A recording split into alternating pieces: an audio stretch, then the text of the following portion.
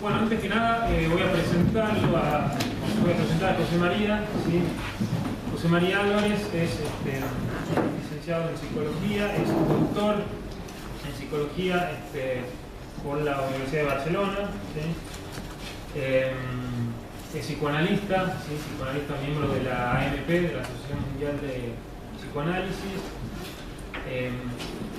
y fundamentalmente lo que quizá nos interesa es escritor, además de, podríamos decir, escritor e investigador.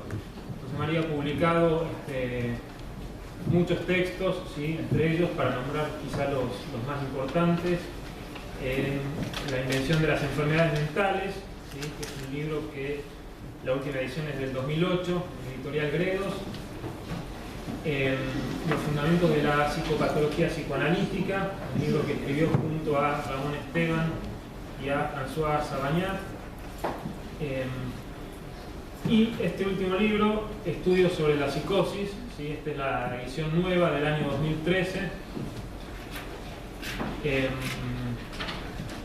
Entre un montón de otros textos, artículos, investigaciones que fue publicando en varias revistas, entre ellas la revista de la Asociación la Española de Neuropsiquiatría, ¿sí? En la cual estoy trabajando hace 10 años más o menos. Y ahí publicó un montón de textos muy interesantes, sobre todo algunos comentarios y traducciones de textos clásicos de la psiquiatría. Y bueno, y el ámbito de estudio e investigación, podríamos decir a grandes rasgos, es el de la psicopatología, ¿no? José María es fundamentalmente un investigador en lo que él llama psicopatología. Y podría yo sumar el adjetivo quizá de psicoanalítica. Después podremos precisar un poco más por qué.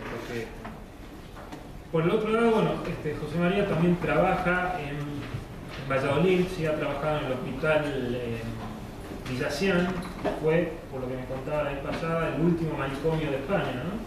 Que primero y se cerró. El último que se cerró, claro. José María junto con Fernando Colina hicieron lo que podríamos llamar una desmanicomialización muy bien organizada, por ahí lo que se intenta desde ciertos ámbitos hacer acá con la nueva ley, y que está costando porque hay muchos obstáculos. Bueno, allá en España se hizo, bueno, y en Valladolid José María junto con Fernando Colina y otra gente hicieron este hospital. Ahora está en el Centro de Salud de Río Ortega, también junto con Fernando Colina, trabajando, atendiendo pacientes y haciendo un trabajo intensivo de docencia también junto a los residentes, ¿sí? José María es coordinador, tutor de los residentes de psicología y de psiquiatría también, ¿no?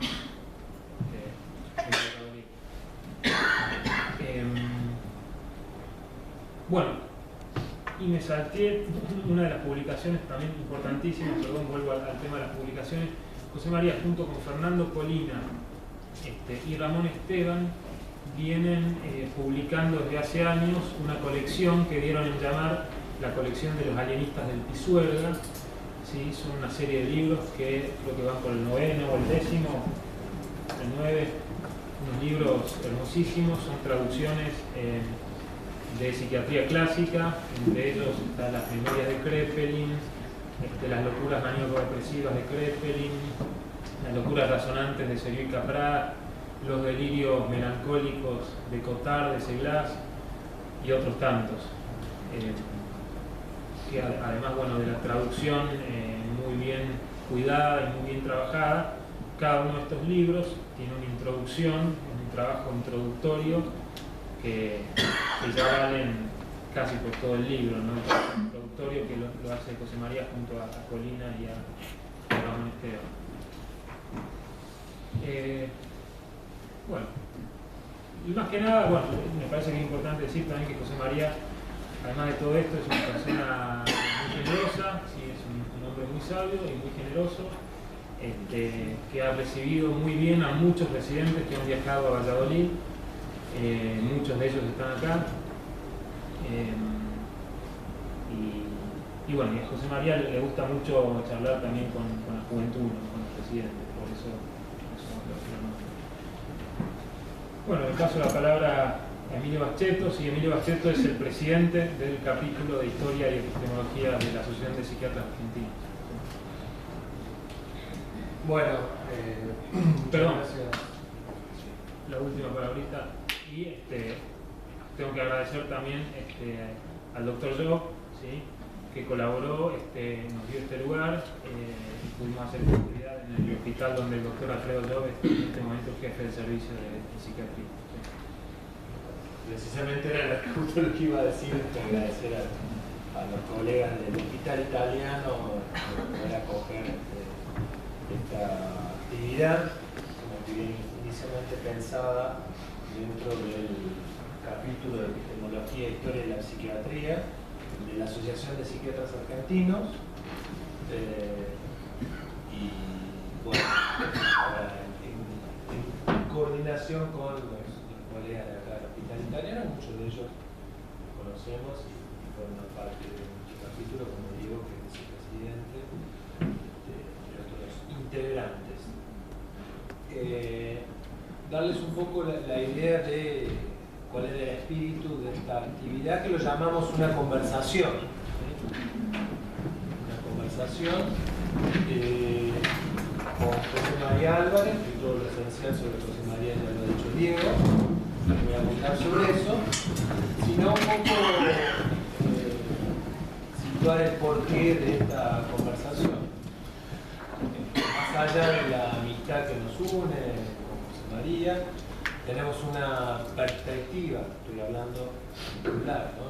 Nuestro capítulo tiene una perspectiva que se emparenta con la perspectiva del grupo de José María, y pensar la historia, pensar la historia de la psiquiatría en combinación con una clínica posible, pensar en un tipo de psicopatología que pueda contemplar tanto la envoltura formal de los fenómenos como los efectos de creación subjetiva, ¿no? Un poco lo que conversábamos en una reunión muy bonita con los residentes en La Plata, no voy a decir de La Plata, como no era solamente residentes de La Plata, porque vinieron de otros lados,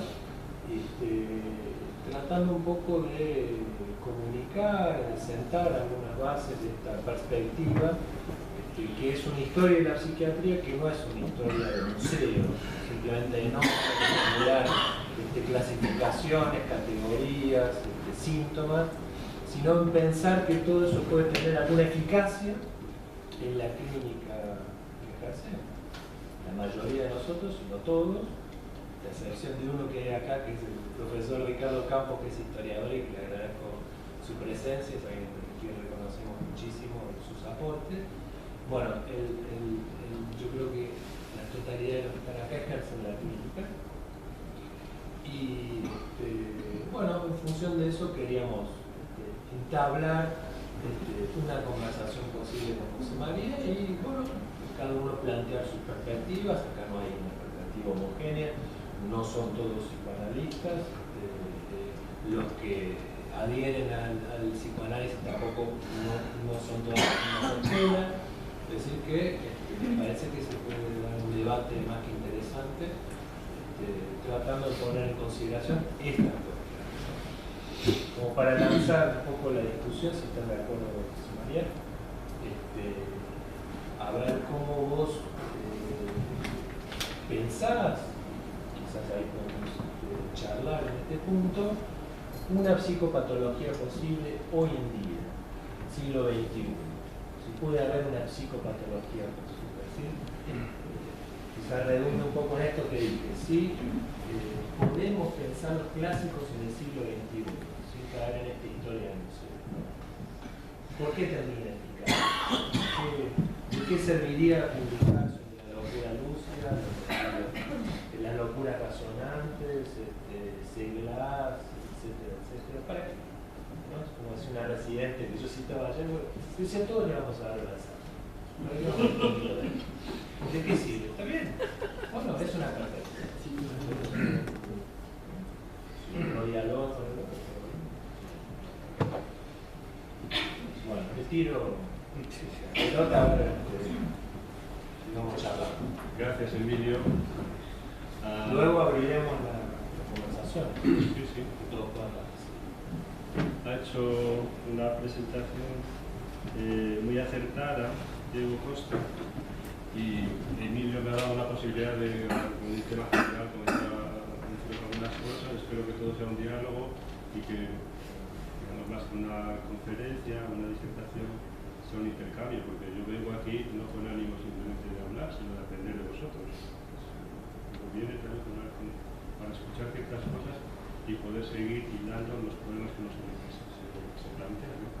La verdad es que lo primero que tengo que decir es que estoy muy feliz. Me hace una persona como yo que no le gusta en absoluto viajar. De pronto recibí una invitación para venir a Argentina con mi familia en años pares venimos a Buenos Aires. Así que entonces no volvemos, pero de vacaciones. Pero entonces acepté el hecho de venir y claro, ahora me siento muy, muy contento de haber aceptado porque claro, veo personas muy cercanas de aquí, conozco muchas personas que han estado con nosotros en el hospital, mucha gente joven. Es una suerte inmensa. Quizás nosotros lo tenemos muy es para nosotros habitual, ¿no? Pero lo cierto es que las personas de cierta edad, cuando van a los congresos o cuando se reúnen en las comisiones científicas o cosas de este tipo, en realidad solo hablan para gente que está ya acartonada, están amojamados, por decirlo así, gente rancia. Nosotros tenemos la suerte de poder hablar a gente joven. La gente joven tiene un brío especial y tiene además un entusiasmo que la circunspección que es propia de la edad te hace perder. Y la gente joven también es obstinada e incluso osada, te hace preguntas que te sacan de punto, ¿no? Eso es lo que nos interesa a nosotros. Probablemente, de no ser por esta gente joven, por estos residentes que nosotros recibimos con los brazos abiertos, gracias a, por supuesto, a Emilio Bacheto, que ha sido un gran promotor, debo de agradecerlo públicamente, nunca lo haré lo suficiente, un gran promotor de nuestro trabajo, y ahí estuvo Gustavo, Carolina, Benji, Campero, en fin, una serie de personas, pues tendría que nombrar la media sala y sería demasiado. Pero estamos muy contentos de esta comunicación con este otro lado del Atlántico que hemos establecido y de esta manera, digamos, tan cordial y tan fructífera. Entonces, pues lo primero que quería decir es que estoy muy contento. Creo que estoy un poco atontado todavía por esta. Hay que estar un poco angustiado a veces para hablar y la felicidad o la eutimia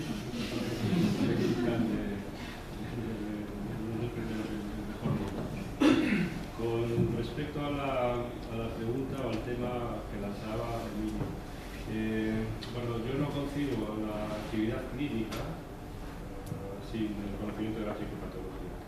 De hecho, para mí la psicopatología es el fundamento mismo, debería ser el tronco, la materia común que estudiaran los psiquiatras, los psicólogos clínicos y los psicoanalistas. Se supone que los psiquiatras estudian psicopatología, bueno, hay que saber qué psicopatología estudian. Se supone que los psicólogos clínicos estudian psicopatología.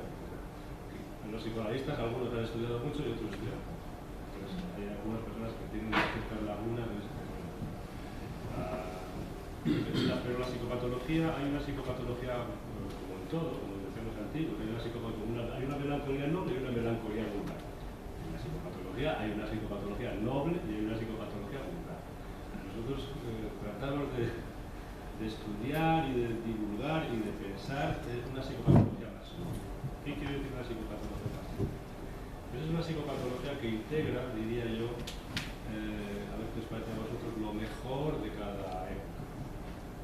¿Qué quiere decir lo mejor de cada época? Quiere decir que hay momentos en la historia del que surge, que brota, que se expande el conocimiento del pathos, del sufrimiento y del goce extremados, que es la psicopatología, y Y en esos momentos aparecen determinado tipo de figuras o de personas que son capaces de adaptar y de describir en el momento de creación del Big Bang de determinado tipo de disciplina, son capaces de dar cuenta de una serie de observaciones y de descripciones y de crear a sí mismo un lenguaje, un tesoro semiológico, semiótico, que eso queda para siempre. Y sin embargo, después vienen otras generaciones que lo único que hacen es estropear el brote, se puede decir así, creativo que tuvieron aquellos. Estoy refiriendo en concreto al siglo de la clínica de Rafael Huerta, que explica muy bien por qué el siglo XIX realmente es un siglo muy creativo, y cuando se habla de la clínica psiquiátrica o mental, mejor dicho, que psiquiátrica, sería un poco más amplio que psiquiátrica, sería el siglo XIX tiene grandes figuras, sería el siglo final del XIX, primeras décadas del XX, es la época gloriosa en cuanto a la descripción y a la observación de los fenómenos. Brillantísimo. Nosotros estamos a la zaga, vamos muy retrasados con respecto a ello. En cambio, después viene otra época donde esas descripciones, que son asimiladas por los pensadores de la clínica, descripciones me refiero a descripciones que habéis leído de primera mano, de Blas, por ejemplo, de Marcelli, etc. De una serie de autores que verdaderamente cuando los lees encuentras una cantidad de matices en el diálogo con el alienado, que si no los hubieras leído no sabes, verdaderamente no ves nada. ¿No? Es como los ejemplos que poníamos el otro día en determinados sitios. Cuando hablas con un ciclista, rápidamente encuentras mil matices a la hora de describir un problema del ruido de la cadena de la bicicleta. Ahora con otra persona que no entiende nada de eso, le da igual, dice, hace ruido, dale 4 patadas y ya se arregla. Pero claro, no será la roldana porque hay un diente. La roldana es eso, claro. Cada, digamos, campo tiene su conocimiento, su lenguaje, y todo ese lenguaje te permite ver cosas que de la otra manera es puro ruido. De la otra manera no, es algo muy determinado que te imposibilita determinadas cosas o favorece. Bueno, entonces hay un momento glorioso, creo yo, de creativo, que es la época de Kraepelin, la época de Krafft-Ebing, la época de Clérambault, etc., Euler, etcétera, que son grandes creadores, ¿verdad? Pero a esta época le falta algo fundamental, que no hace, se puede decir así, de la psicopatología algo extremadamente noble. Es noble de por sí las descripciones, pensemos en Clérambault, por ejemplo, en Krepel, pero le falta algo de nobleza. ¿Cuál es la nobleza? La nobleza es la explicación y el orden, y darle un orden teórico a todo ese tipo de descripciones. Y eso no llega en la historia de la clínica hasta Freud. Si Freud no hubiera aparecido, realmente hoy sabríamos diagnosticar con los criterios de Kraepelin, con los criterios de guste más, pero no sabríamos nada de cómo darle un orden a todo ese tipo de cosas. Porque la cuestión es que Freud no plantea, desde el punto de vista de la psicopatología, no plantea una descripción de los fenómenos, sino que lo que plantea es que el orden de todos esos fenómenos viene determinado por unos mecanismos patogénicos. Y dependiendo de cuáles de ellos use el sujeto, así aparecen determinados síntomas u otros. Esta idea es genial, simplemente por sí mismo. Entonces ordena completamente todas las categorías. De hecho, a mi manera de ver, creo que la época dorada de Lacan, que es uno de los grandes pensadores de la psicopatología, la época más dorada, que es la época relacionada con el seminario 3, el 4, el 5, desde los años 50 hasta los años 60, es precisamente, en mi opinión, mía, la concreción o la articulación o la trabazón de la observación y de la descripción clásica con la explicación freudiana. Él logra ajustar todo eso, trenzarlo de tal manera que es imposible no entender cómo se produce una alucinación teniendo todos los detalles clínicos de lo que Blas o Clérambault habían descrito, de lo que nosotros llamamos, por ejemplo, xenopatía, y que todo eso tiene una organización teórica dependiendo de determinado tipo de maniobras subjetivas. Y Lacan le da a todo eso una forma increíble. Es decir, que ahí hay momentos a lo largo de la historia, en este caso de la psicopatología, que son momentos de gloria, momentos importantes. Y vienen otros momentos, nosotros como historiadores Ricardo Campos sabe de estas cosas, por supuesto, y me podrá corregir. Claro, la historia, a mi manera de ver, no hay momentos siempre brillantes, hay momentos de brillantez, momentos de repetición de lo mismo, y de pronto un rayo de luz en la noche oscura, ¿no? Parece otro momento creativo, ¿no? En el momento actual, podemos hacerlo después, personalmente me gustaría conocer vuestra opinión. En el momento actual la psicopatología es muy pobre, si exceptuamos algunos grupos reducidos, entre los cuales naturalmente debemos incluirlos humildemente, que hemos tratado de recuperar el pensamiento brillante, descriptivo de determinados autores y el pensamiento teórico de otros, Freud a la cabeza. De no ser por algunos frikis como nosotros, creo que estaríamos ahora en un momento, ¿verdad?, donde lo único que hablaríamos sería de criterios operativos para el diagnóstico, pero para el diagnóstico de qué. ¿Qué diagnosticamos? Esa es la cuestión. ¿Diagnosticamos algo genuino del sujeto? Que es genuino y que dice lo más profundo de determinado grupo de personas, y decimos, es un histérico. Y cuando decimos histérico, de pronto vemos con claridad determinado tipo de orden y de manera de funcionamiento psíquico. ¿Es lo mismo acaso decir que un sujeto es histérico que decir que tiene un trastorno de la personalidad y no sé qué? ¿Creéis que dice lo mismo una cosa que la otra? Pues yo creo que no. Esa es toda la cuestión. Es decir, que hay diagnósticos que dicen mucho más que otros. Es decir, que hay concepciones que son mucho más ciertas. Cuando una persona puede decir, este sujeto tiene, qué sé, una neurosis obsesiva, fijaros, una neurosis obsesiva, o tiene un TOC, o hay mucha gente que dice, bueno, son cosas parecidas. No, no tiene nada que ver. La concepción que Freud, es un ejemplo, simplemente por cómo se me ocurrió ahora esto, la concepción que Freud tiene y dota, fijaros, tomemos este ejemplo para ver si soy capaz de explicaros lo que quería vengo diciendo todo este rato. Antes de Freud existía una serie de publicaciones y de observaciones de algunos autores que podemos emparentar en la actualidad con lo que llamamos neurosis obsesiva, o incluso trastorno obsesivo compulsivo. Por ejemplo, unas manías, unas locuras de tocar, locuras de la duda, en fin. Sobre todo hay un autor alemán, Westphal, que escribió cosas increíbles acerca de la agorafobia con ideas obsesivas. En fin, hay una serie de autores que me encuentran unas descripciones muy hermosas. Pero, claro, no se sabía muy bien cómo darle orden a todo aquello. Unos lo ponían para el lado de la paranoia, otros para el lado de la degeneración, un galimatías tremendo. Pero llega Freud, y claro, Freud no piensa que hay que reunir todos esos fenómenos que ahora nos parecen tan concretos, que hay que reunirlos de acuerdo a la lógica de esos fenómenos, al parecido de esas manifestaciones, sino que Freud lo que piensa es, ¿cuál es el orden lógico de todo esto? Y dice, el orden lógico de todo esto es que el sujeto se defiende de determinada manera de determinado tipo de cuestiones inconciliables para él.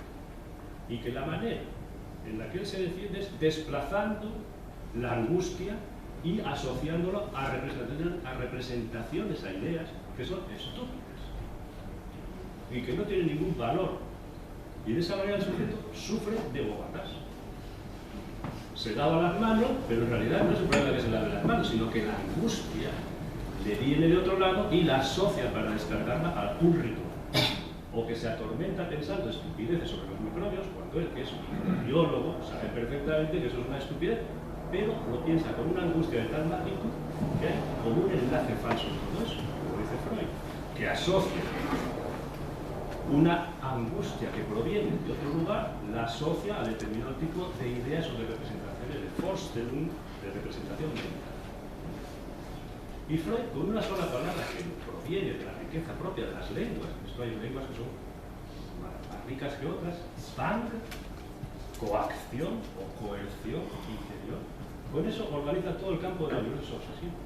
Porque para Freud, la neurosis obsesiva no es que uno piense cosas raras, es que Zwang afecta al pensamiento, es una coacción interior del pensamiento, de los actos y de los sentimientos.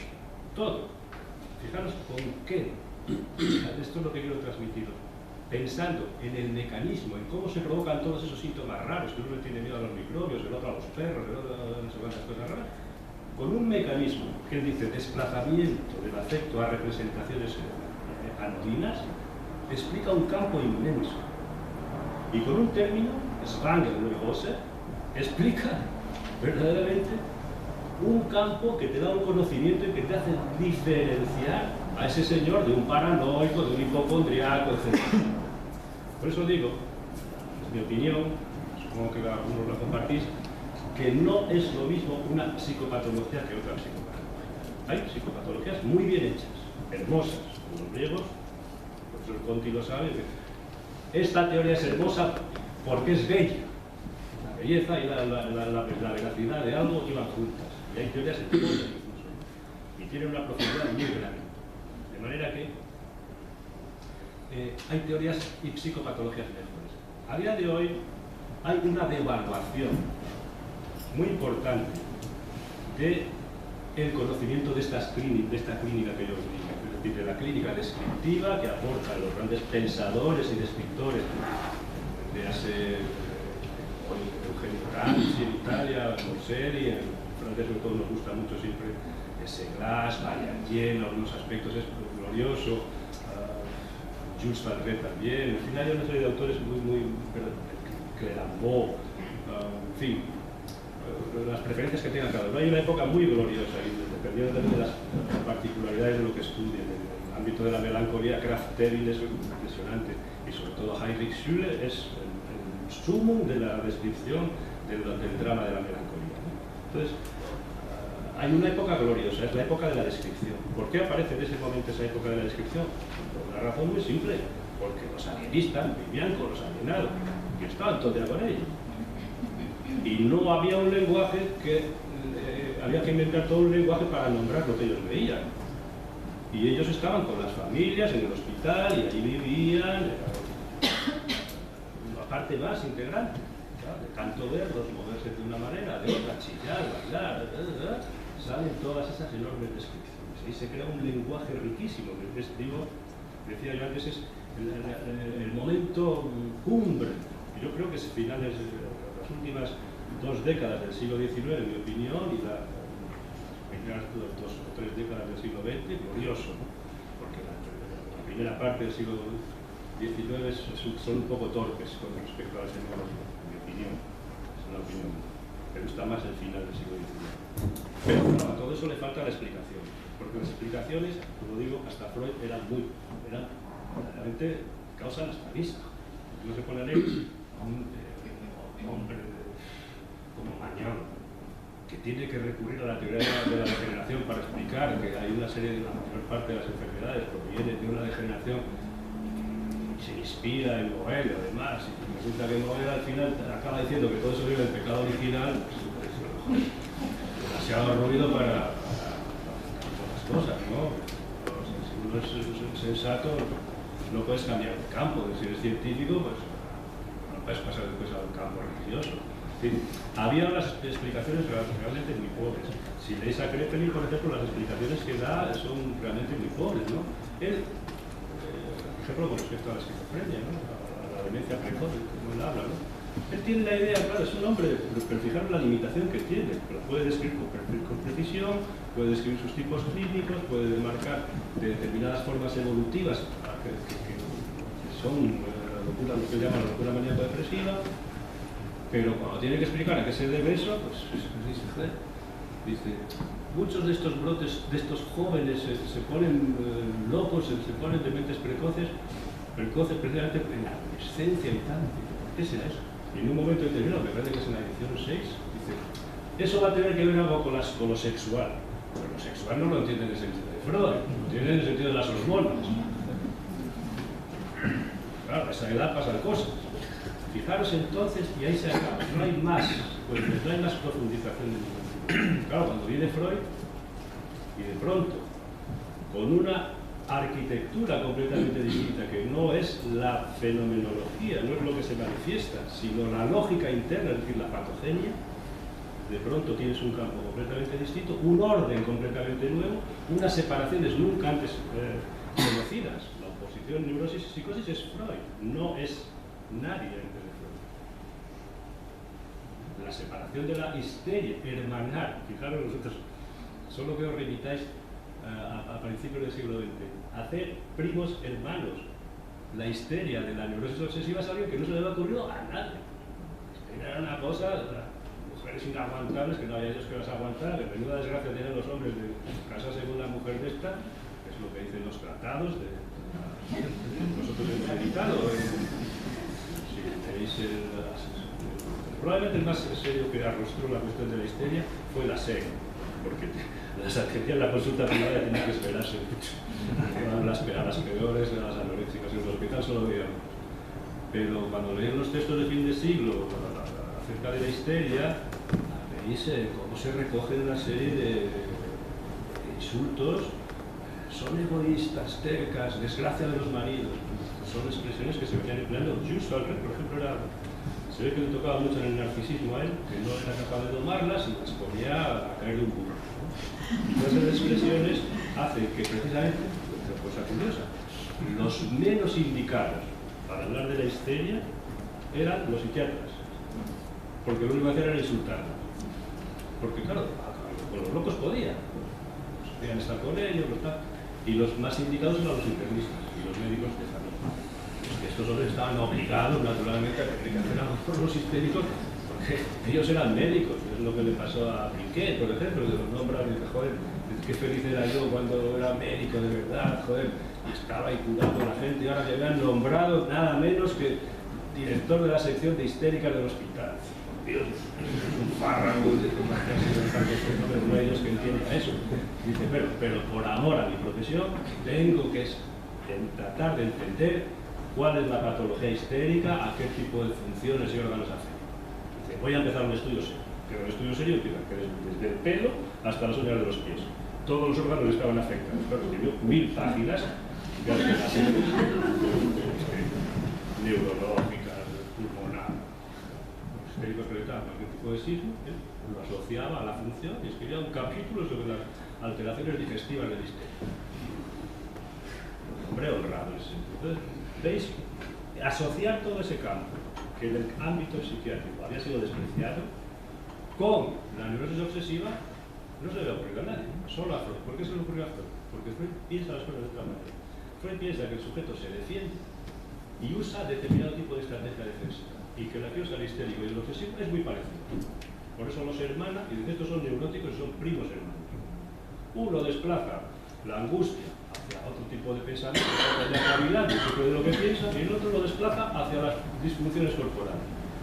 Fijaos de qué manera se ordena la química así, ras, que para nosotros esto es el ABC, pero en aquella época, claro, Freud tenía muchos enemigos y toda la cuestión que después aparece con respecto a la sexualidad, a los niños polimorfos y perversos y todo este tipo de cosas.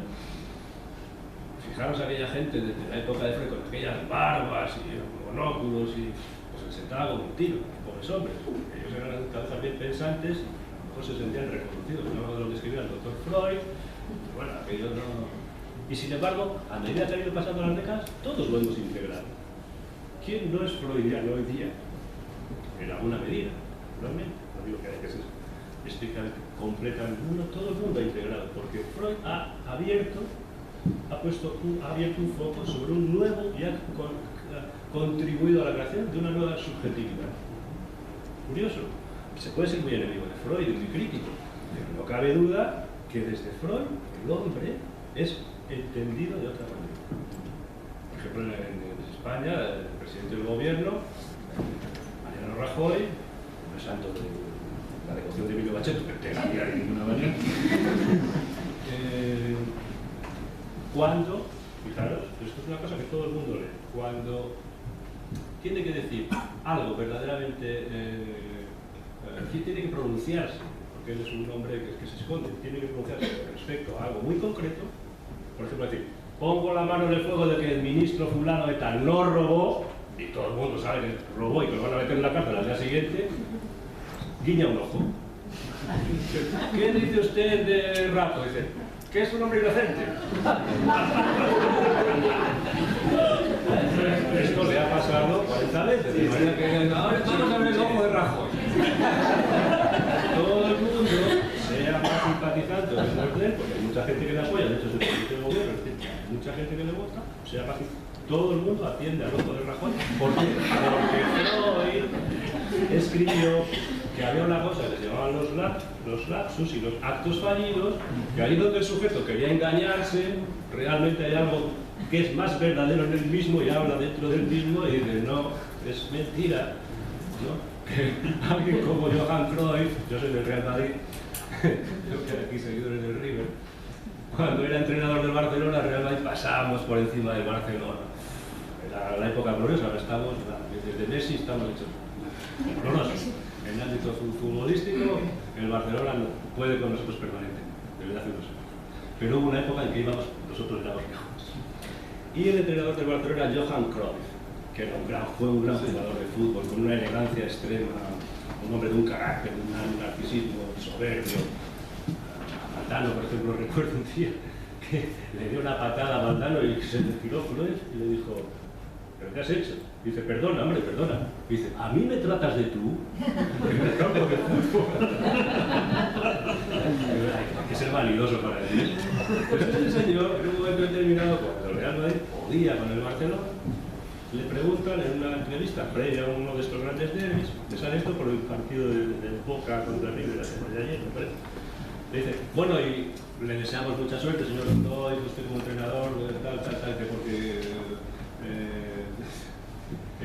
que tenga mucha suerte y que gane el mejor. Y Cruyff dice, o nosotros. O nosotros. Hay algo, hay que incluso una persona de ese narcisismo tan compacto, ¿no? Aparece y habla con una verdad es muy llamativa. Entonces, ahora entendemos que todo esto tiene que ver con la genialidad de un hombre que consiguió darle una cierta forma a todo esto y que fue también muy criticado, etcétera, etcétera, pero ha hecho, digamos, de la psicopatología algo noble. ¿Qué es algo, una psicopatología más? Pues, en ese sentido, otro tipo de... Yo no llegaría ni siquiera a nombrarlo como psicopatología, son una serie de taxonomías que aparecen en los DSM, por ejemplo, que dan una serie de indicaciones sin explicación ninguna, y la parte conceptual es extremadamente pobre, ¿no? Cada uno va a ver los conceptos, que tienen por venir, que tienen por una serie de cosas. Entonces, son criterios operativos para diagnosticar. ¿Pero para diagnosticar qué? ¿Acaso dice más de acaso el trastorno o la agorafobia, no sé qué tal, dice más de ese grupo de personas a las que se puede diagnosticar eso que decir que es un sujeto histérico? Bueno, pues aquí empieza ya, esto ya es una lucha, se puede decir, una discusión ya de un poco hondo carácter. Porque si alguien, el ser obsesivo, como decía, es un sujeto obsesivo, le da, ilumina determinado campo y determinado campo de experiencia de un grupo de sujetos, digamos, que pueden circunscribirse a ese perímetro de lo obsesivo, si eso te da una perspectiva honda y profunda, dices, yo me quedo con ese tipo de categorías. Si prefiero otro tipo de categorías que me dicen más de ese sujeto, pues me quedo con otro. Yo me quedo con las categorías freudianas y con las categorías de la clínica clásica, que son las mismas, por otra parte, o muy parecidas. Entonces, voy incluso un paso más, y ya con esto termino y os doy porque estaré escuchados a vosotros. Alguien dice, nos dice, por ejemplo, estamos hablando con Ina y yo, no se sabe dónde, ¿no? ¿Vosotros para qué leéis a Marsilio Ficino? Bueno, ¿qué tiene que ver Marsilio Ficino para tratar a un melancólico? Y tiene razón, ¿no? Porque claro, yo no aprendo a diagnosticar la melancolía leyendo a Aristóteles, ni leyendo a Cicero, ni a Montaigne, por supuesto, ni a Ficino. Pero sí aprendo una cosa, que esto ya estamos en un nivel superior o inferior, pero distinto. Que es que a mí lo que me interesa es la condición humana. Y la condición humana se ha ido expresando a lo largo de la historia con determinado tipo de concreciones o de subjetividades. Entonces, el estudioso no se queda solamente en la cuestión de poder diagnosticar de acuerdo a criterios de la CIE-10, que nosotros, por ejemplo, usamos, o el DSM-5 ahora, que solo saben los residentes, viene de Angie, le pasa tal F65.2. No vio al paciente, solo cuando le cuentes las cosas te hace el diagnóstico, aunque lo sabes de memoria. Pero eso te sirve para hacer diagnósticos, perfecto. Pero para conocer al hombre, se puede conocer, por supuesto que se puede, pero no aporta acaso algo del conocimiento de la condición humana leer a Sato. A mí sí. Entonces yo gasto el tiempo en esas cosas. Es un camino muy lento, uno no tiene que renunciar a muchas cosas, pero a mí eso, fijaros, esto ya es una cosa un poco friki, me ayuda a ir todos los días a trabajar y a escuchar a la gente de otra manera. O sea, ya no es solamente la psicopatología clásica, ¿verdad? Pues Kraepelin, que es necesario porque te enseña una serie de experiencias que si no las has leído no las ves nunca, sino que incluso iría más allá. Toda la cuestión de la cultura y de la filosofía está muy entramada con nuestro quehacer. Ha quedado naturalmente relegado porque es incompatible. La ciencia, el físico, es incompatible con la historia, ¿no? Eso ha quedado completamente relegado, pero todavía quedamos algunos que estamos dando el tostón con estas cosas. A mí me parece que va bien así. Entonces, por lo cuento, gente que no tiene otra cosa que hacer. Perfecto. Pero a mí me da una impresión de que en la atención que tengo continua, a diario, porque nosotros nos dedicamos a 30 o 40 pacientes al día. Mañana hasta, por la noche hasta la 10 de la noche, que no estamos ahí leyendo en alemán. Entonces, bueno, a mí incluso René Cicerón me aporta para estar con este tipo de gente. ¿Por qué? Pues porque hay algo de la condición humana que perdura. Y los grandes pensadores dieron con esas claves. Y hay algo de la condición humana que se modifica. Y los genios la abrieron una puerta. Por ejemplo, Freud. Bueno, no quiero aburriros más, me gustaría conversar con vosotros, que me discutimos y que Emilio Bacheto me cogiera el relevo. Y Diego Costa, y entonces yo era un poco lo que quería decir simplemente para animar la conversación.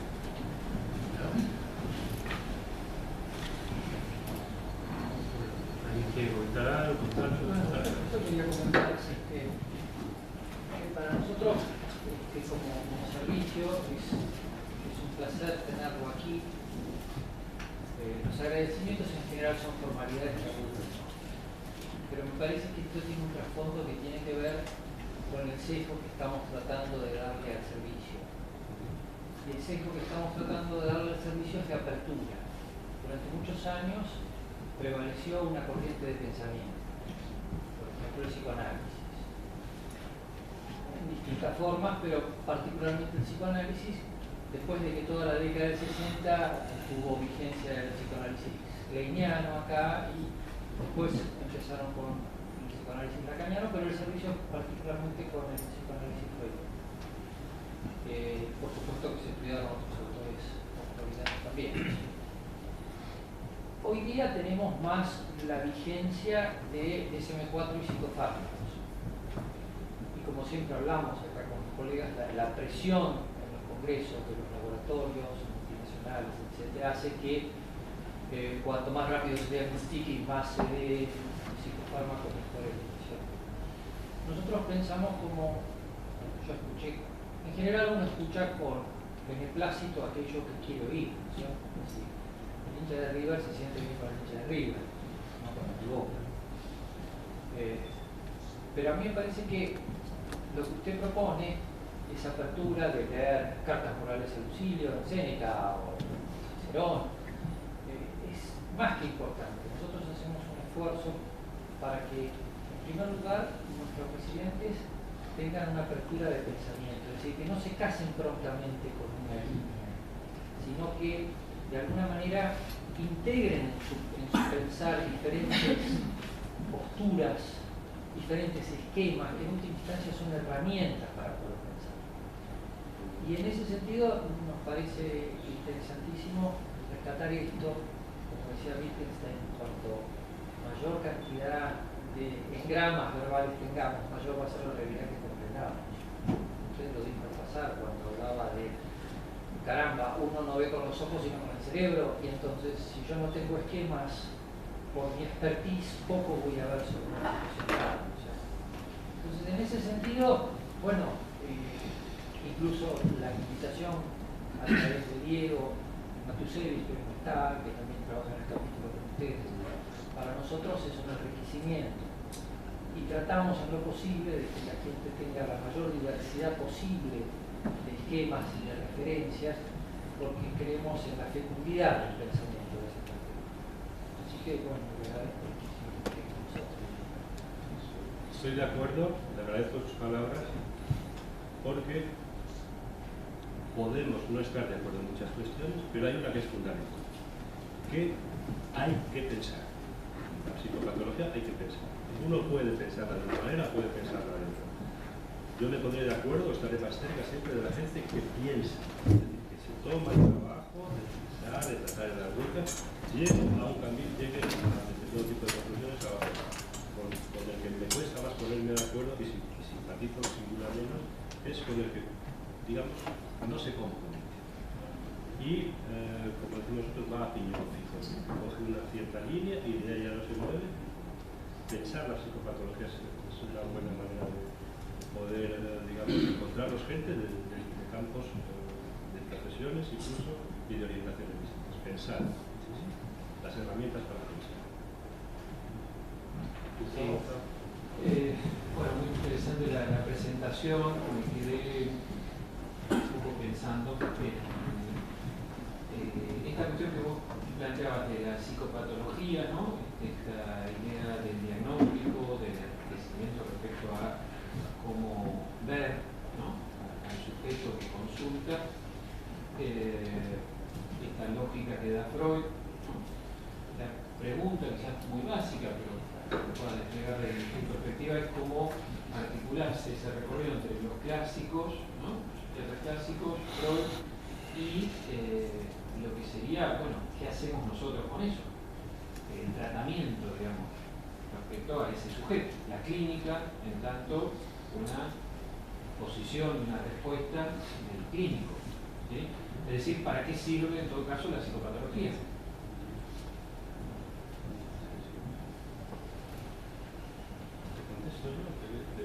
Te voy a dar una respuesta breve, me gustaría que participarais vosotros, pero por una parte el engranaje, la manera de ver entre Freud y los clásicos, es un engranaje absolutamente evidente. O sea, no está Freud por un lado y Krepelin está por otro. Ellos vivieron prácticamente en los mismos años, hablaban incluso la misma lengua, pensaban cosas distintas. Pero Michel Foucault, en la Historia de la locura, que es su tesis doctoral, dice en el segundo tomo que el heredero legítimo de la clínica clásica es el psicoanálisis. Tesis muy fuerte, porque se tiene que ser el psicoanálisis, vamos, le patearía eso. Para mí es evidente. Es decir, que la tradición clásica de lo que es la clínica, de estar al lado del paciente, la heredó el psicoanálisis. La mantuvo, lo podemos discutir, pero la heredó. Eso por una parte. ¿Para qué sirve la psicopatología?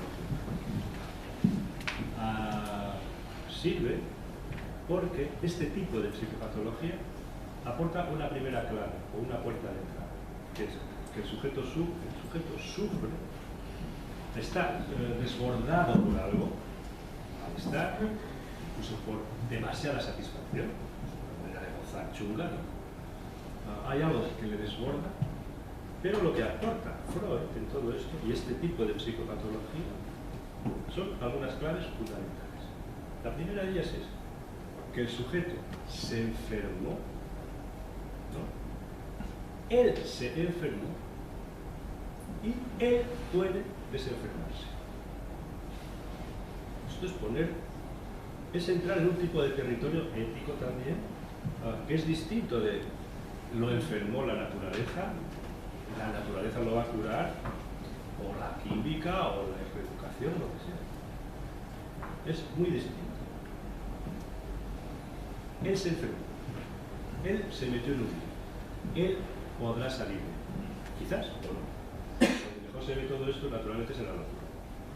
En la locura, ahí sí que vemos esto, pero todos los días, es decir, locos que han encontrado, se han enloquecido y han encontrado determinado tipo de claves totalmente locas con las que permanecen más o menos equilibrados, ¿no? Ellos mismos. Nosotros como clínicos tenemos que reconocerlo rápidamente eso para no andar estropeándoles, fastidiándolos bastante, ni quitarles determinado tipo tipo de estabilizadores, por ejemplo, o de que aunque no sean bien vistos socialmente, son los que le permiten estar en equilibrio. En la locura, yo para mí, tengo mucha práctica con locos, esto lo veo muy a mí. Eso es una cuestión que tiene que ver con la responsabilidad, por decirlo así, o con que el sujeto está implicado en eso de lo que sufre y en eso de lo que puede llegar a ponerse. Parcialmente. Después, este tipo de psicopatología, claro, permite también ver que la vida, como tal, la existencia, es un drama tremendo. Y que el sujeto hace 1000 cosas para poder sobrevivir en este mundo de una manera un poquito, no voy a decir normal, pero saludable o quizás sin demasiado sufrimiento. Y que la locura es una compañera nuestra desde el momento que nacemos.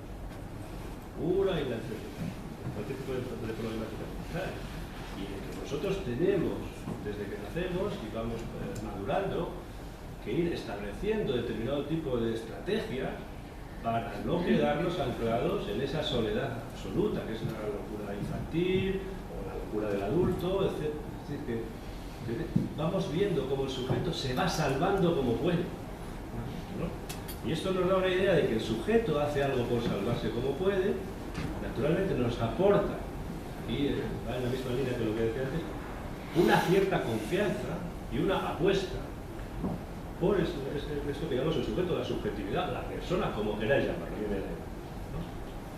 Es decir, y que la tercera cuestión es que toda esta psicopatología de la que hablamos, verdaderamente, no se puede separar de la función del clínico. De la transferencia. Ni de la observación, es decir, de la construcción de la clínica desde el punto de vista descriptivo, donde hay un sujeto que mira, ordena, crea algo, que fue yo creo que es el más brillante de todos los semiólogos, era un escortofílico. Era un melancólico paranoico, se pegó un tiro, estaba loco, hay que decirlo así, paranoico, en una crisis melancólica se mató, pero era un escortofílico. Él lo que gozaba era de las fotografías y de los vestidos de las mujeres del norte de África, que cuando estuvo en la guerra. Su ser de mirada, dice acá, es una frase preciosa. ¿Ah, sí? Su ser de mirada. Mira, su ser de mirada. Sí, es un hombre que gozaba de tal manera que ese tipo de descripciones, bueno, fijaros, podéis leerlo, seguramente el profesor Conti lo conoce, un texto que nosotros publicamos hace muchos años, de la operación de cataratas a Perambó que le realizó el profesor Barraquer en Barcelona. Cómo incluso cuando lo está operando describe todos los detalles de lo que está viendo, etc. Cómo este hombre no va a ser capaz de ver lo invisible de la locura. Perambó era realmente, como paranoico que era, paranoico no tienes que estudiar, era un paranoico para estar ingresado, él era el director, fue durante mucho tiempo el jefe de servicio en la asisté en la prefectura, pero tenía una capacidad donde los fenómenos groseros como la alucinación y el delirio no le interesaban en absoluto. Él quería ver lo molecular, el pensamiento molecular, es decir, que esa posición suya como sujeto no se puede separar de la creación que hizo como clínico. Probablemente la más importante, a mi manera de ver, junto con la de Seglas, creo que son como descriptores los mejores. Entonces, también, claro, naturalmente no solamente estamos en el ámbito de la descripción, donde el sujeto, según la Schrödinger, de todos los físicos que intervienen incluso en lo que está observando, sino que en la clínica ya pura y dura, lo que le sucede al sujeto está vehiculado, ahí hay una relación transferencial de nosotros, ¿no?, con el clínico ¿no? E incluso ya en materia más analítica, incluso hay creación de un síntoma para el analista y el análisis.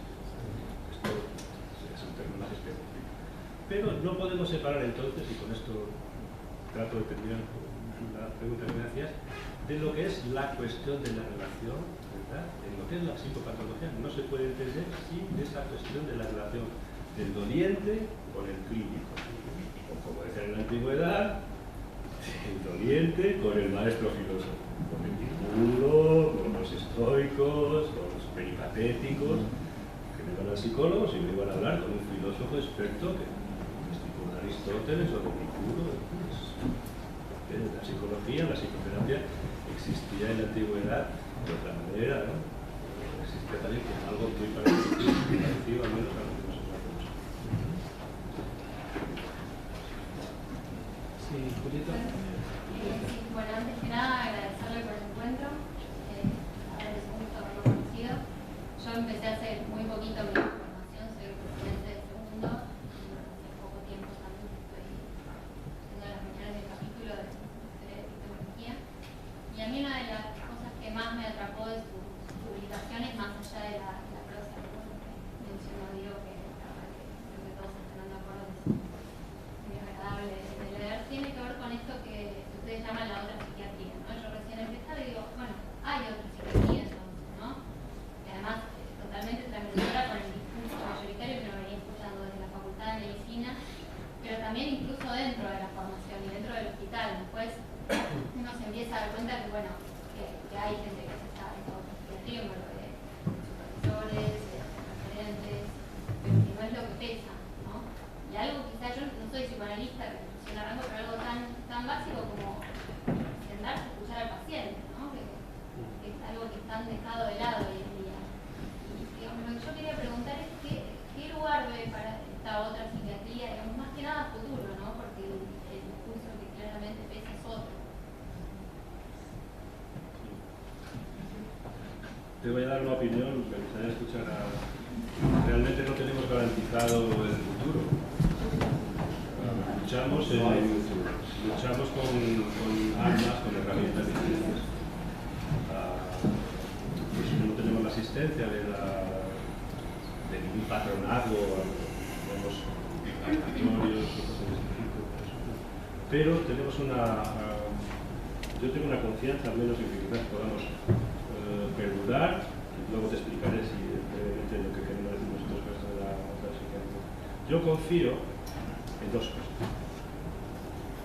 Yo creo que un buen libro es mucho más potente que miles de congresos y miles de historias. Un buen libro. Yo leo El banquete de Platón y podría irme a una isla con ese libro y no necesitar a mis hijos, a mi hija, a mi mujer Pero hay libros que verdaderamente a uno lo impactan de tal manera que tienen una fuerza que te dirigen y te organizan toda la vida. Yo cuando era estudiante, yo estudié en una facultad de psicología, ¿verdad? Cuando se empezaban los estudios en España, no había estas titulaciones, y yo estudié en la Universidad Autónoma de Barcelona, y aquello era un laboratorio de ciencias, ¿verdad? Mis profesores eran ingenieros, eran físicos, eran matemáticos, eran de California. Lo que después, años después, en España al menos, se hizo la psicología. Eran matemáticas, estadística, neurología, todo ese tipo de cosas. Entonces, a pesar de todo ese tipo de formación, gente poco disidente que nos interesaron otras cosas, ¿no? Pero un día cayó en mis manos el Tratado de Psiquiatría de Henri. Me pareció una cosa impresionante. Para mí marcó todo me pareció impresionante. Ya cuando leía a Freud, bueno, aquello ya era la bomba. Entonces yo confío, por una parte, que el futuro no está garantizado. Confío en los buenos libros y confío en la histeria. ¿Qué quiere decir con que confío en la histeria?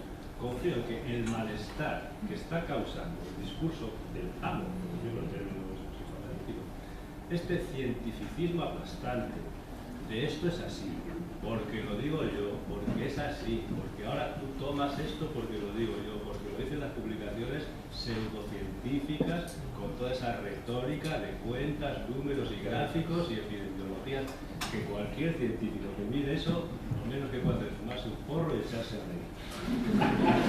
Eso es ciencia ficción. Y confío en la histeria, porque la histeria es verdaderamente el motor de los cambios sociales.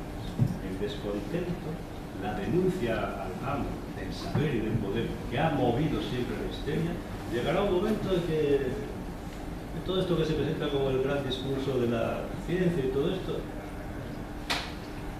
entonces me bajará los pantalones y me dirá, otro pelele más.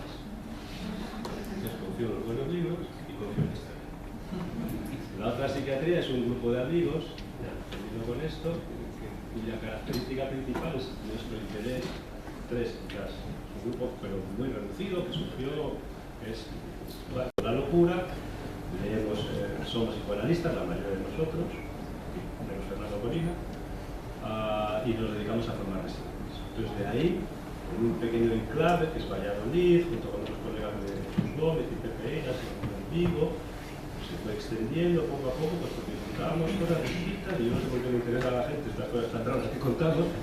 Entramos en contacto con Emilio Bacheto, con Diego, con Gustavo, etcétera, etcétera. Y entonces, pues, ahora de momento todavía interesa eso. Esperemos que escribir todavía algún libro bueno y confiamos en que la histeria acabe por desautorizar lo que se impone como autoridad.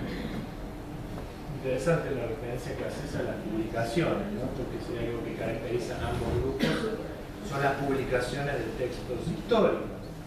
El profesor Conti siempre traía el mando de una sección dentro de la revista de Vertex de psiquiatría, se llama El Rescate y la Memoria, donde se rescatan justamente algunos autores clásicos. Yo pensándolo bien, creo que no hay futuro, pero decía, en general, pesimismo del pensamiento, optimismo en la acción, ¿no? Me parece que esa puede ser una respuesta. Creo que nuestro optimismo en la acción es que verificamos que cada vez viene alguien a pedirnos algo. Bueno, en la antigüedad, ¿a qué venía el doliente, el sufriente, a pedirle al médico filósofo? No a que le saque su sufrimiento, nada, sino a entender cuál es el sentido de lo que pasa. ¿Por qué me pasa esto? Quiero saber qué se trata de lo que me pasa. Yo creo que siempre que alguien nos pida algo, que nos demande algo, vamos a tener alguna posibilidad de hacer algo. Me parece. Y creo que lo que traías acá, y con esto quiero relanzar un poco también la discusión, ¿no?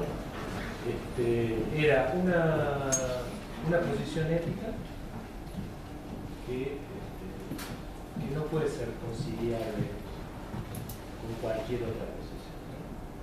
Una posición ética decidida sobre, bueno, qué lugar tiene esa subjetividad, qué lugar tiene la lengua del loco, qué lugar tiene esas creaciones tan extrañas que viene alguien diciendo cosas como un dedillo. Una perspectiva sobre el lenguaje. ¿Qué perspectiva del lenguaje? Bueno, por eso creo que nos interesa tanto el siglo XIX, porque hay alguna idea del lenguaje. Creo que es la astucia también de Freud y de Lacan. Lacan quizás sí le da un entramado más científico, digamos, al introducir la lingüística en su momento. Después, bueno, tomó otro rumbo, pero al darle a todo ese entramado clásico, a reinventar un poco ese entramado. ¿No? Así, bueno, vayan a leer El trastorno del lenguaje no salía nada. O fíjense la doctrina del significante que le damos. No es que le damos a hablar del significante, sino que él reinventa lo que es. Y me parece que lo vemos en la cuestión del museo, que es lo que nos inquieta a algunos, es bueno, ahí encontramos una cierta no para volver a hablar de un lenguaje neurológico a los Seglas, sino para entender que el tipo llegó a una profundidad inesperada. Poder ubicar que en esa alteración que presentaba el loco había algo en un lenguaje interior. ¿Cómo es evidente un lenguaje interior? ¿Cómo lo ve? ¿Cómo el tipo llegó a captar que había un lenguaje interior? Sino porque tenía alguna idea de que había un lenguaje. Fíjate que Seglas se despide de la vida académica, ya jubilado. El último que escribió es un prólogo a una obra de Henri Ey, que se llama Alucinaciones y delirios, y dice: yo que he sido un gran experto de las alucinaciones, ¿verdad? Toda la vida clasificando las alucinaciones dentro de los trastornos de la percepción, dice: en realidad las alucinaciones son un trastorno del lenguaje. Fíjate qué talento, ¿no? Llegó a tener. Una cosa más, y damos la palabra al profesor. Claro, nosotros tenemos un inconveniente muy grande. Creo que hay a veces de algunos compañeros y tal, entran por una puerta un poco compleja o giratoria y están demasiado tiempo dando vueltas cuando quieren formarse como clínicos y especialmente como analistas, porque, a ver, Lacan, cuando comienza a descollar como psicoanalista, como pensador, él viene de una formación clínica y psicopatológica muy clara. Él trabajó, hizo la especialidad en el asilo de Santana, en el museo, estuvo un periodo breve también en el Rosby, en Zurich. Es decir, que es una persona que tenía un conocimiento, de la cual ha sido una persona con la que se ha estado, con la que se había pensado completamente. Entonces, hay muchas personas que, digamos, toda esa base fundamental que es el conocimiento de la clínica y de la psicopatología, se lo ahorran a Lacan. Entonces, entran, se puede decir así, en el estudio de Lacan, con el Lacan lingüista, con el fundamento de todo eso que viene después de la lingüística es todo el fundamento clínico y el pensamiento clínico que tiene debajo. Porque ¿por qué le va a interesar a Lacan recomendarle el seminario de San Blas o a Clerambault? Porque él capta que estos autores ven, lo que intuyen es que hay algo que habla dentro del sujeto y que no habla a voluntad del sujeto, sino que habla más allá del sujeto. Y que Clerambault tenía una paciente que decía, es que yo soy interina de mí mismo, es decir, que el lenguaje me está hablando a mí. Claro, Lacan tiene esa formación, como tenemos nosotros. Entonces a nosotros esto nos parece normal, pero que empieza el que quiere, digamos, construir una casa sin cimientos, empezar con toda la cuestión de la lógica del significante y tal, yo creo que le falta ese encofrado inicial, y yo después veo hay ciertas dificultades para las cosas mínimas de la clínica. Y en esto ya vuelvo de nuevo al interés necesario de la formación en psicopatología, porque si no da la impresión de que queda como muy teórico todo. A mí me da esa impresión. No, yo me quedé anteriormente con tu pregunta con respecto al futuro, ¿no? Y yo con respecto al futuro soy optimista tomando esto, porque todas las construcciones teóricas que se pueden hacer parten del lenguaje. El lenguaje por definición es polisémico, y en esa polisemia se filtra necesariamente la práctica. Es decir, que toda vez que se quiera cristalizar en una posición teórica unidireccional, lo que uno hace es un reduccionismo que tarde o temprano fenece, porque no tiene que ver con la esencia de la comunicación humana. Entonces, desde esa perspectiva, yo soy optimista. Digamos, sé que entran a jugar otros elementos de otro orden, la posición económica, los poderes, etcétera, etcétera. Pero como usted decía, profesor, evidentemente habrá cambiado la forma de conectarnos, pero en esencia lo que sentimos, lo que pensamos, podemos llevar a menos los griegos. Entonces, desde esa perspectiva yo sigo pensando de que a la larga en esta metamorfosis perpetua del pensamiento, imparable por definición, vamos necesariamente a caer en estos deslizamientos, que es la apertura y el enigma. Si uno piensa que el mundo no tiene sus aspectos de misterio, no solamente le falta poesía, sino que le falta una cierta religión. Sí, Guillermo Márquez. Sí, ¿qué tal? Buenas noches. Primero agradecerle su presencia acá. Estoy de acuerdo que lo principal que nosotros hacemos es tratar el sufrimiento, que a veces eso queda medio al costado en nombre del DSM, fármacos y demás. Que el psicodiagnóstico, que el diagnóstico no hace el tratamiento, pero no se puede hacer un tratamiento sin diagnóstico. La pregunta era en relación a un artículo que usted había sacado, una conferencia que había dado, donde usted nombra lo que es la suplencia y la compensación, y usted nombra la suplencia a nivel imaginario, o por lo menos parecía que estaba planteado de esta manera. ¿Podría explicarme un poquito más esto, cómo están viendo ustedes allá? Es muy complicado esto. Puedo decir algunas cosas a bote pronto, no recuerdo ni siquiera. Yo creo que hay formas de, en fin, no sé, vamos a pensarlo quitando esta palabra suplencia, si quieres, que tiene una carga, se puede decir teórica. Claro, sí, justamente. No vamos a pensar con dos palabras muy sencillas: equilibrio y desequilibrio, y reequilibrio. Y cogemos, si queréis, la teoría de los humores de los antiguos, porque se trata justamente de eso también. Desde el punto de vista de un investigador, el ver cómo la crasis y la discrasis, todo este tipo de cosas pueden llegar a reequilibrarse con elementos que no existen, naturalmente, porque la trabilis nadie la vio nunca, y en las heces sanguinolecitas y en el bazo. Es decir, digamos, tantos siglos hablando de algo que es un significante, no es una tragedia. Y sin embargo ha dado para 25 siglos de especulación acerca de, en este caso, de la América. Pero bueno, ¿cómo se ordena todo esto con los planetas, con las estaciones tal? De eso trata toda la teoría hipocrática. Y hay otras teorías más actuales que también tratan de ver cómo en un desequilibrio se puede introducir un equilibrio. ¿Cuál es el equilibrio al que pueden llegar algunos sujetos psicólogos? Pues son, por ejemplo, a través de determinado tipo de identificaciones más o menos potentes, los sujetos se pueden llegar, hay determinado tipo de sujetos que se pueden llegar a reequilibrar provisionalmente. Casos más evidentes son los locos normalizados. Es decir, los sujetos, los como sí, decía Helen Deutsch, los como sí, es decir, que copian, se mimetizan con determinado tipo de personajes muy impactantes desde el punto de vista de decir que no es gente con una cierta fortaleza. Por ejemplo, las personas normales. Entonces uno se puede encontrar en la consulta con gente un poco excéntrica, que están huecos, es un como sí. Es decir, que su ensayo para estar equilibrado es copiar a gente un poco excéntrica o radical, ¿no? Y gente extremadamente normal, que son sospechosos precisamente de ser demasiado normales y su discurso es demasiado hueco, la biografía, la relación con su propia historia es demasiado hueca, ¿no? Ese es un tipo de intento, se puede decir así, de equilibrio.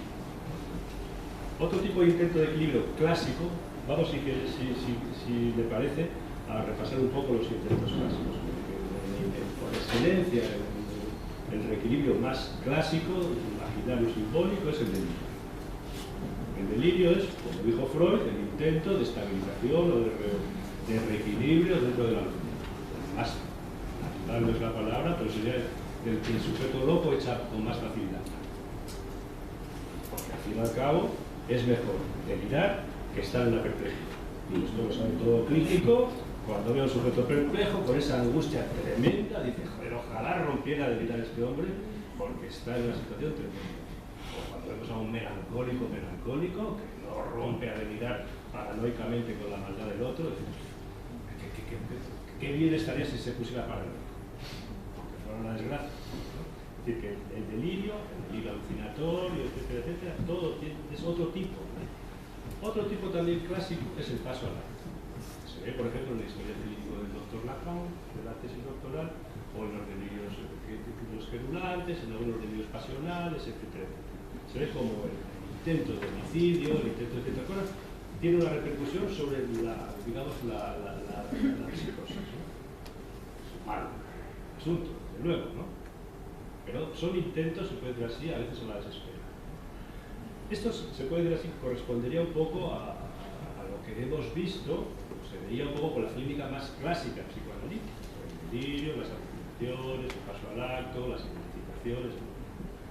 Pero Lacan, y aquí es glorioso lo que promocionó en la última época de su enseñanza, simplemente leerlo en el sentido tan resumido como hablábamos ayer en una conversación en La Plata, Emilio Bacheto y yo. Coincidíamos y lo decíamos con palabras distintas, pero lo mismo. El último Lacan, si algo aporta en el ámbito de la psicopatología, o lo más importante que aporta, es ver que hay muchas posibilidades de reequilibrio. Que ven 3 o 4, como las que el delirio, lo imaginar, la identificación, sino que muchos locos han inventado una suplencia, un reequilibrio que les funciona a ellos y no les funciona a nadie. En ese sentido, James Joyce es caso excepcional en ese sentido porque encontró algo que a él le funcionó. No lo podemos exportar al de al lado, porque las soluciones que uno encuentra no le van al de al lado. En cambio hay muchos que deliran. Bueno, cada uno delira con lo suyo, hay muchos que se identifican, cada uno se identifica con lo suyo, pero después hay una serie de, digamos, estabilizadores, de santón, de otro tipo de abrochamiento, de cuarto nudo o de reequilibrio de la crasis y la discrasis, llámalo, pensémoslo como lo queramos pensar, pero vemos como un sujeto de pronto inventó algo y se reequilibra.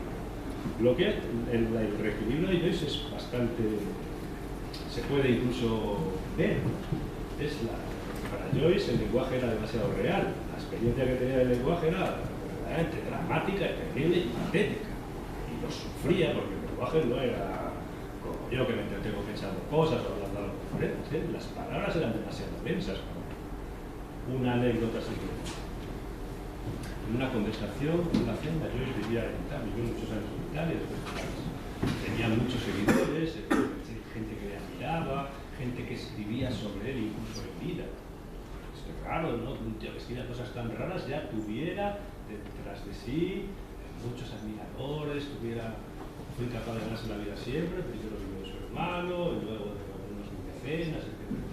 Salía a cenar todas las noches, se enjarrillaba, porque como buen irlandés le gustaba beber, bastante por otra parte vino blanco, y en una de las cenas él salía, recibía, en este caso, a unos visitantes rusos, había uno al menos que era ruso. Y en la conversación que transcribe después Jacques Mercaton, que es un estudioso suizo, uno de los biógrafos de Joyce, dice Joyce, durante la cena que tuvimos había un viajero que venía de Rusia y contó que había presenciado una tormenta, entonces se alborotaba porque tenía un miedo tremendo a la palabra tormenta, le aterrorizaba. Dice, y pronunció una palabra de origen árabe, creo que era kebir, creo recordar que era esta, que a Joyce le aterrorizó especialmente. Y ya cuando nos despedimos estaba especialmente preocupado. Al día siguiente por la mañana, cuando lo visité, me dijo que se había pasado la noche tratando de desmontar fonéticamente esa palabra para evitar el terror que le causaba. ¿Qué es eso? Finnegan's Wake. Joyce encontró una manera de hacer menos tremendo el terror real del lenguaje, la presencia real invasora, que muchos la ven en las alucinaciones, y que para él no era un alucinar en el sentido clínico, pero sí alguien donde la presencia del lenguaje tenía una densidad tan tremenda que todo su trabajo y toda su obra, es su trabajo como loco y su obra es la misma, es desmontar fonéticamente el lenguaje, deconstruirlo entero para quitar el terror tan tremendo. Claro, por eso Joyce, cuando escribía por la noche, se partía, aparte de que iba enjarrillado, se reía, porque encontraba maneras de cómo quitarse de encima esta cosa tan densa y afilada al mismo tiempo que era yo. Él encontró una solución que le sirvió a él, no la podemos exportar a los demás. Yo creo que la enseñanza, Emilio, dime qué parece a este respecto, la enseñanza de Lacan del Seminario 23 puede ser muy rica en otros tipos de aspectos, a mí me hace ser, en ese sentido, más optimista en el tratamiento de la psicosis, no como psicoanalista o psicólogo especialista en psicología clínica, sino porque pienso que hay muchos locos que se las saben ingeniar muy bien para, digamos, poner un tapón, o reequilibrarse, o inventar un santo. Esta es mi lectura. ¿Cómo lo ves tú? Creo que es una práctica, el optimismo en la acción, el mismo entramado de esa enseñanza, en el sentido que hablamos otra vez de que acá lo que propone es cómo alguien no está loco, a diferencia de ese primer momento de la enseñanza, donde sucede el desencadenamiento, en qué momento se enferma alguien, cómo es la coyuntura dramática, cómo aparecen los fenómenos mentales. Bueno, todo eso empieza a dejarlo de lado sin superarlo, ¿no es cierto? Porque vale una clínica como la otra. Pero más bien el interrogante es, bueno, ¿cómo es que se lo vino arreglando hasta entonces? ¿Cómo encontró su equilibrio alguien para no enloquecerse? ¿Por qué Joyce no estaba loco? Según él. Por ahí para nosotros sí estaba un poco loco, pero según él no estaba loco, y evidentemente no era una psicosis clínica, era un tipo raro que se las arregló muy bien produciéndose lo que acá llaman un ego, ¿no? Un ego consistente. Es una manera de hacerse un nombre, ser James Joyce, ¿no es cierto? Y producir un nombre que también tiene una institución en la ciudad, ¿no? Porque Joyce explica, ¿no? Conocemos que Joyce está escrito en las baldosas de la ciudad, ¿no? Y todo el mundo se pone a recitar el Ulises de memoria, como si fuese Martín Fierro, y Martín Fierro es un libro. Hasta ahí llego. Etcétera, ¿no? Bueno, eso tiene una inscripción. Sí, Cristian. Estoy tomando esto de si los locos se reinventan, cuánto no la histeria, cuánto no la psicopatología en su conjunto, para recoger el tema de la psicopatología en su conjunto, ¿no? En la recopilación tan interesante que han hecho sobre la histeria, ustedes en determinado momento recuerdan a Sydenham, cuando en el siglo XVIII dice: no hay enfermedad mortal alguno que la histeria no pueda evitar, o algo por el estilo, ¿sí? Lo cual trajo en relación a la histeria, bueno, todo esto de Nassim, el asunto de las histerias mientes, fingen, etcétera, cómo se clasifica esto. Pero hoy tiene el mérito de plantear, bueno, la histeria empieza a entenderse cuando el interés pasa a desplazarse de los síntomas al maldad, ¿sí? Pero él estudió la histeria de su tiempo. Hoy lo vemos con las histerias que había Freud, ¿sí? Las histéricas que en las Salpêtrière que convulsionaban, como estaban en el mismo pabellón que las epilépticas, ¿sí? Bueno, la pregunta del millón siempre, ¿no? ¿Dónde están ahora? Y básicamente la pregunta que yo quería hacer en relación a la reinvención de la psicopatología es: ¿cómo se reinventa la psicopatología en su conjunto, pero tal vez especialmente la histeria, a la luz de la oferta existente, de los paradigmas y los pensamientos dominantes, de las clasificaciones del DSM y de los trastornos psicofarmacológicos, a través de lo mediático, fundamentalmente, ¿no? Muchas cosas, ¿eh? Con respecto a la histeria, no se ven las histerias de la época de Charcot, de la época de Freud tampoco, claro. Pero hay un hilo conductor, yo creo, en todos los sujetos histéricos de la época de Freud, de la época de Sydenham. Sydenham hacía esa metáfora con el dios Proteo, ¿no? Que podía tomar adoptar muchos papeles, muchas semejanzas. Entonces pensaba que la histeria lo podía adoptar al mismo tiempo, por eso Sydenham era un producto, sacaba colación estas cosas. Entonces, en realidad, quizás con dos palabras, ya nos califican la histeria un poco más que esto, pero con dos palabras quizás podemos encontrar que hay una continuidad entre la histeria de la época de Sydenham, la de Freud y la de ahora, que es con respecto al deseo, la insatisfacción. Un sujeto histérico, cuando dice un residente, ¿por qué dices que este sujeto es histérico? Digo, pues mira, por una cosa muy sencilla, porque por encima de todo, lo que prefiere es la insatisfacción. Cuando uno entiende esto, dice, mira, la histeria tiene mucha profundidad. No es que sea autocapelotas o que tenga un trastorno límite de la personalidad. Es verdad. Porque, joder, viene su novio, como decía uno de los libros que los jóvenes, dice, el síndrome del novio canadiense. Se está escribiendo cartas con el novio, Christian y me parece que se llama el novio. Se escribe cartas con el novio, viene tal, y vive en Canadá, entonces ella la adora, tal. Cuando viene el novio a verla, se pone de los nervios y ya no. ¿Qué sucede ahí? ¿Que es tonta? Hombre, no es tonta, con las ciencias físicas, tal vez. Pero es que prefiere, más bien ella está, con la insatisfacción se encuentra más cómoda. El problema es la satisfacción que desaparece el deseo. Y ahí empiezan a complicarse las cosas. Bueno, la insatisfacción por un lado. Y por otro lado, la cuestión del desafío.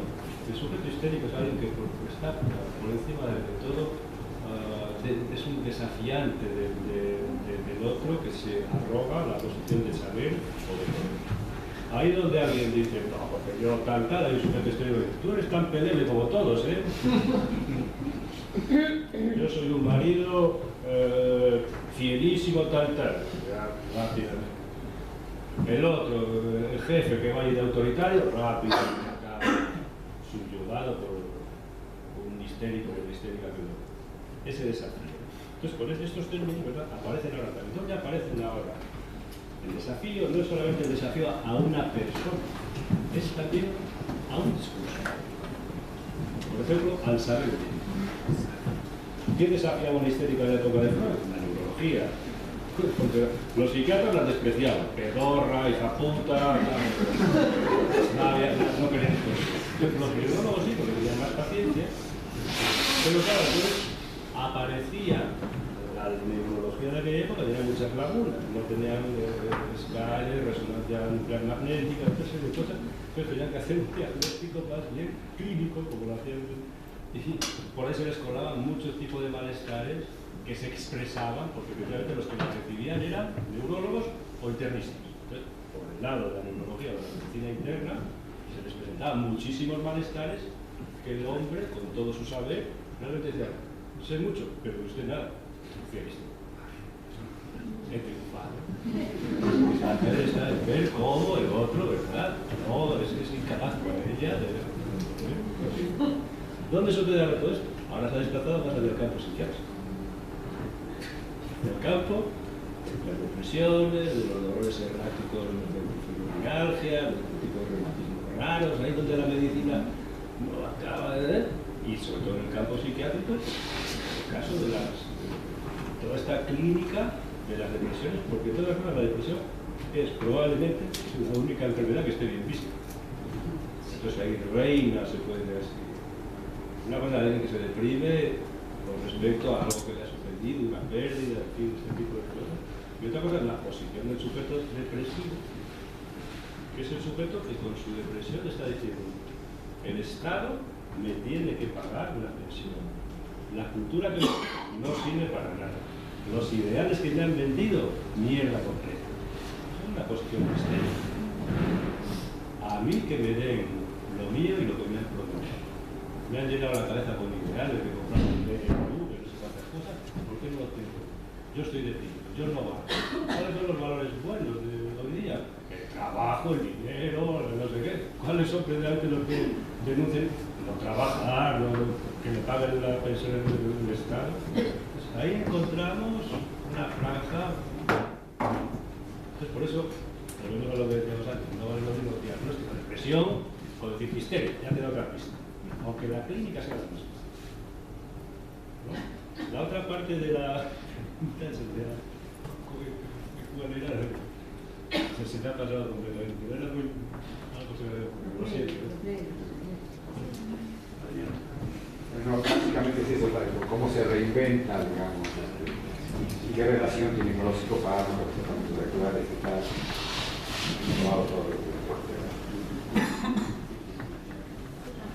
Hola. En relación al futuro, un futuro posible, ¿qué cree usted que tendría que hacer el psicoanálisis con el naturalismo biológico, con la psiquiatría biológica, que no sea meramente ponerlo en una supuesta vereda de enfrente? Me refiero a si hay algún diálogo posible donde todavía queda algo por pensar, si todavía esta psiquiatría biológica puede embellecer esa psicopatología de la que hablaba al principio. Bueno, ¿cuál sería el desafío? Para el psicoanálisis. En el ámbito del psicoanálisis hay gente muy seria y hay gente menos seria. En el ámbito de la neuropsiquiatría, de la neuropsicología, hay gente muy seria y hay gente muy seria, naturalmente. Que puedan llegar a hermanarse y a fusionarse y a hacer una especie de neuropsico. Yo, personalmente, eso no lo veo. Creo que Freud llegó un momento en el que tuvo que decir, voy para un lado o voy para otro. Hay algo, se puede decir así, que es muy difícil de conciliar la materia con el lenguaje, con el pensamiento, con las palabras, ¿no? Grisinger, que era un gran pensador, uno de los mayores pensadores de la historia de la crítica, lo dijo muy claramente. Al principio de su tratado de que Freud por otra parte leyó mucho. Dice, ni aunque bajara un ángel, seríamos capaces de entender cómo se armoniza la electricidad desde ahí, las cosas de la cabeza, entonces con la palabra, el lenguaje, los afectos, todo eso, son como dos campos. Y si bajara un ángel y no lo explicara, no lo podríamos entender. Freud, claro, llega un momento en que como neurólogo va por un lado, pero cuando tiene que investigar la cuestión de la subjetividad, no puede recurrir a ese proyecto de psicología científica. Tiene que ir hacer una construcción distinta. Nosotros estamos en un campo donde son todo construcciones discursivas. Pero no es que el psicoanálisis rechace eso de plano, porque el mismo Lacan toma, por ejemplo, a Clérambault, pero el tema es un problema de lectura. Que si él lo lee literalmente, dice, bueno, vamos a buscar dónde está la lesión vertiginosa en el cerebro, o lo voy a leer metafóricamente. Esto tiene que ver con el lenguaje, lo que él plantea en términos de mecanicista y logicista. Sí, sí. Yo creo que las neurociencias tienen que avanzar, seguir desarrollándose, etcétera, y aportar al mundo, a todo el mundo, determinado tipo de resultados, a una persona de determinado tipo de lesiones físicas, que le ayuden a vivir mejor, a no morir.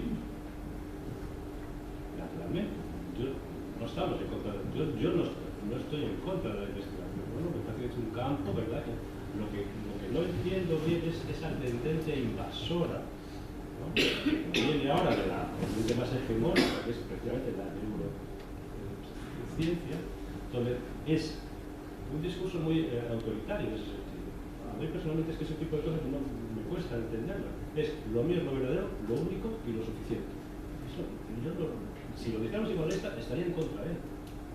Yo no lo entiendo eso. Tú aportas. Y lo que dices hoy, a lo mejor dentro de 20 años se te corrige. Entonces hay que ser más humilde. Entonces, los psicoanalistas, los patólogos, vamos por un lado, y los neuro van por otro. Ha habido dentro de la historia de la clínica, fijaros, grandes pensadores de la psicopatología que eran muy de orientación neurominder, por ejemplo, Wernicke. Los alemanes hubo una generación entera que eran todos neuropatólogos. Claro, realmente ellos hicieron un trabajo descriptivo, algunos de ellos muy bueno. ¿Que eso es aplicable a la subjetividad? Yo creo que no. Lo mismo que tampoco es aplicable para el tratamiento de una demencia senil, el psicoanálisis. Estamos hablando de un campo distinto. Paul Giraud, por ejemplo. Paul Giraud es un ejemplo.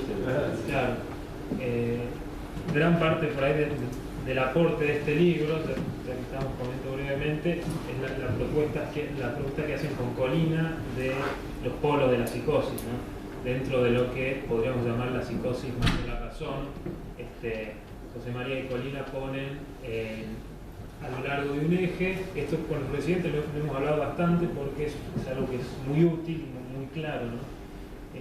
Vos pones de un lado el polo que llamás paranoico y en el otro extremo el polo de la xenopatía, y vos aclarás muy bien en el libro que elegís ese término xenopatía y lo referís al término esquizofrenia, ¿no? Xenopatía, bueno, es un término de Paul Giraud, un psiquiatra totalmente organicista. No sé si querés contar brevemente por qué elegís el término xenopatía en vez de esquizofrenia. Paul Giraud es un psiquiatra organicista, pero su referencia fundamental es el organicismo y el psicoanálisis. Si leéis en la psiquiatría general de Paul Giraud, hay muchos autores de esa época que tienen un pensamiento neurobiológico y la explicación que le dan a las cosas que pueden explicar es pensando en Freud. Es una especie de complemento. En el caso de la xenopatía es un término muy poco usado en la psiquiatría. A mí me gustó mucho, entonces lo usamos en las publicaciones. Porque no es un término que está en Clérambault, sino Paul Giraud lo menciona en algunas ocasiones.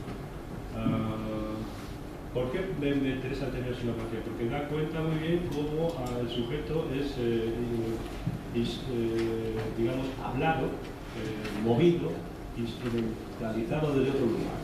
El sujeto es un títere en manos de una marioneta, que es el lenguaje, que es el otro, y el sujeto recibe una especie de parásito, de puente parásita, digamos, la voz, el lenguaje que habla más allá de la voluntad suya, ¿no? Entonces eso se explica muy bien en esto que se llama, para los que sepáis un poquito de griego, xenopatía.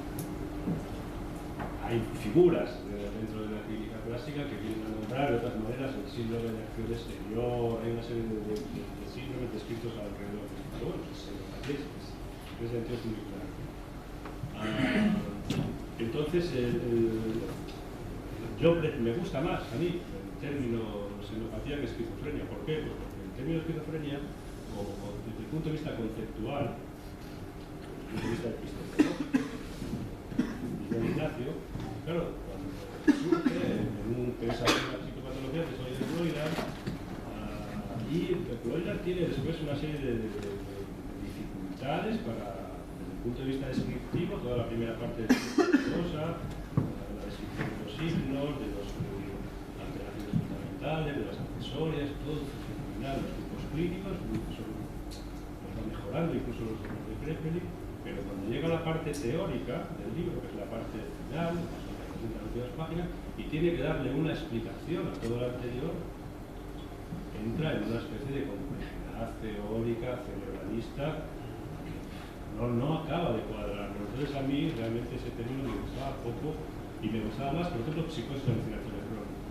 Me parecen descriptivamente, no porque estuviera mejor hecho desde el punto de vista conceptual, y me gustaba más xenopatía. Creo que la xenopatía, para mí, la esquizofrenia, o lo que un sujeto paranoico nos pondríamos de acuerdo rápidamente, pero lo genuino de la esquizofrenia que es la xenopatía.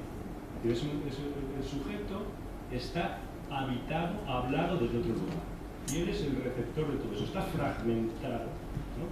La paranoia es todo lo contrario, el sujeto vive en un búnker y la maldad está afuera. El sujeto esquizofrénico está astillado mismo. Entonces me gustaba más ese término, que lo llamaba, pero bueno, lo llamaba esquizofrenia. El esquizofrénico está roto en el lenguaje, está roto del cuerpo. Eso es lo que entiendo yo que a mí me termina xenopatía. Entonces yo ponía en un lado la paranoia, en otro lado xenopatía o la esquizofrenia, como lo queréis llamar, y en otro la melancolía. La melancolía. Es un derivado de la melancolía. Y entonces, claro, ¿por qué hablábamos de los polos de la psicosis? Pues porque aquí se dan dos circunstancias. Una, a ver si los sé explicar con una cierta cosa. De un lado, nosotros heredamos, como decía el profesor Wittgenstein en un momento determinado, yo creo que es la primera época, dice: el conocimiento que tenemos del mundo es el conocimiento que tenemos del lenguaje. No podemos conocer si conocemos a través del lenguaje. Totalmente. Entonces, claro, toda la construcción de la arquitectura del saber psicopatológico, esto lo tengo un poco reciente porque lo he escrito en el prólogo a Ignacio Iglesias sobre el libro de los trastornos bipolares. Claro, empezamos a locura, cordura. Tenemos dos términos que nos oponen. Definimos uno de acuerdo con el otro. Y lo definimos, digamos, en una simetría especular. Una cosa es una cosa y la contraria es otra. Manía y melancolía. Delirio crónico, delirio parcial, delirio general, delirio parcial. Paranoia, esquizofrenia. Vamos montando todo un gran castillo. Pero nosotros arrastramos el lastre de ese castillo, de esa construcción, porque somos construccionistas o creativistas o poetas, arrastramos, y eso nos lleva a una serie de estrecheces de miras en algunos campos, por la propia estructura binaria del lenguaje. Por ejemplo, en el campo de la psicopatología, la estrechez de miras mayor se da en el campo de la relación de la manía y la melancolía, de manera que, porque se pensó que la manía tenía que ver con la melancolía, o que la manía era lo contrario de la melancolía. Krepelin incluso lo describe signo por signo como lo contrario. En realidad, la relación consustancial de la melancolía es la paranoia, no la manía. Yo hablaba yo con Gustavo, ¿cuántos maníaco-depresivos has visto tú? Maníaco-depresivos de verdad, no bipolar, maníaco-depresivo. ¿Has visto tú en tu vida profesional? ¿Sí? La relación fundamental, si vosotros prestáis atención, la vemos por el otro lado, con la paranoia. Entonces, arrastramos ahí una serie de elementos por la propia estructura binaria del lenguaje, donde se van asociando determinado tipo de categorías y tendremos a pensar la clínica de esa manera. Entonces, Tendemos a pensar la clínica de esa manera, pero ¿por qué va a ser de esa manera? Es decir, ¿por qué no se va a poder relacionar este extremo con este otro extremo? Es decir, la melancolía con la paranoia o con la esquizofrenia. Los cuadros esquizoafectivos, ¿dónde los metemos? Esto por un lado. Desde el punto de vista epistemológico entiendo yo que podemos pensar la psicosis como distintos polos para quitarnos cierto lastre que viene de la inercia. Punto primero. Los delirios de Kretschmer y Gauss son delirios donde el sujeto es melancólico y es paranoico.